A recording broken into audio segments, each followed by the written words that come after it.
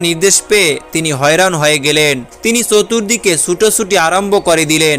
কোথায় লোকজন, কোথায় প্রয়োজনীয় মালপত্র, কিছুই তো তার জোগাড় নেই। তবু আল্লাহ পাক রব্বুল আলামিনের নির্দেশ কার্যকর করতেই হবে। তাই তিনি তার সামান্য সংখ্যক উম্মতকে খবর দিয়ে বললেন, হে আমার উম্মতেরা, আল্লাহ পাক রব্বুল আলামিন আমাদেরকে একটি জাহাজ তৈরি করার নির্দেশ দিয়েছে। আমাদের লোকজন অত্যন্ত কম, অতএব তোমরা আমাকে সহযোগিতা করো যাতে আমরা আল্লাহ পাক রব্বুল আলামিনের নির্দেশ অনুসারে জাহাজ সময়ের আগেই তৈরি করতে পারি। তখন তারা বলল, হে আল্লাহর নবী, আপনি কোনো চিন্তাই করবেন না। আল্লাহ পাক রব্বুল আলামিনের এই নির্দেশ বাস্তবায়নের ক্ষেত্রে আমরা আপনাকে সর্বরকমের সাহায্য করব। এরপরে হযরত নূহ আলাইহিসসালাম তার রোপণ করা সেই গাছটির নিকট চলে গেলেন এবং গাছটি দেখে তিনি অবাক হয়ে গেলেন। মাত্র কয়েক বছরের মধ্যেই সেই ক্ষুদ্র চারাটি বিশাল বৃক্ষে রূপ নিয়েছে। গাছটির উচ্চতা ছিল 600 গজ এবং প্রস্থ ছিল 400 গজ। এই বিশাল আকৃতি ধারণ করায় গাছটি একটি প্রদর্শনী বস্তুতে পরিণত হয়েছিল। বহু দূর দূরান্ত থেকে মানুষ এসে গাছটিকে দেখে যেত। হযরত নূহ আলাইহিসসালামের ভক্তদের মধ্যে একজন লোক ছিল।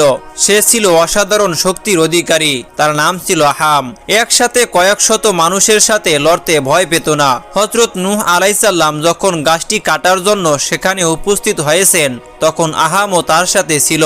যখন হযরত নূহ আলাইহিসসালাম সেই গাছটি কাটতে যাবেন, তখন এলাকার লোকজন সেখানে এসে উপস্থিত হলো এবং তারা হযরত নূহ আলাইহিসসালামকে বাধা প্রদান করলো।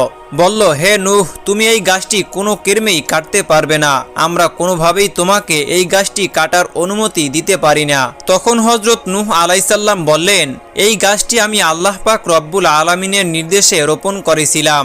গাছ কাটার নির্দেশও আল্লাহ পাক রব্বুল আলামিনের কাছ থেকেই আমি পেয়েছি। অতএব গাছটি আমাকে কাটতেই হবে। তখন কতিপয় লোকেরা নূহ আলাইহিসসালামের হাত থেকে অস্ত্রটি কেড়ে নিল। এই দৃশ্য দেখে আহাম আর সহ্য করতে পারল না। তখন সে তাদের সাথে লড়াই শুরু করে দিল এবং সেখানেই 5 জনকে মেরে ফেলল এবং নিজ হাতে অস্ত্র ধরে অল্পক্ষণের মধ্যেই গাছটিকে কেটে ভূপাতিত করে ফেলল। এই অবস্থা দেখে স্থানীয় লোকেরা আর কেউই তাকে বাধা দেওয়ার সাহস পেল না। তারপরে হযরত নূহ আলাইহিসসালাম কয়েকদিনের চেষ্টায় গাছটি কেটে তক্তা বের করলেন এবং ছোট শাখাগুলি কেটে পেরাক বানিয়ে নিলেন। এরপর নবীর সারা জীবনের হেদায়েতের ফসল মাত্র 40 জন উম্মত নিয়ে জাহাজ তৈরির কাজে হাত দিলেন। 1000 গজ লম্বা ও 4000 গজ প্রস্থ এক জাহাজ তৈরির পরিকল্পনা নিয়ে তিনি কাজ আরম্ভ করলেন।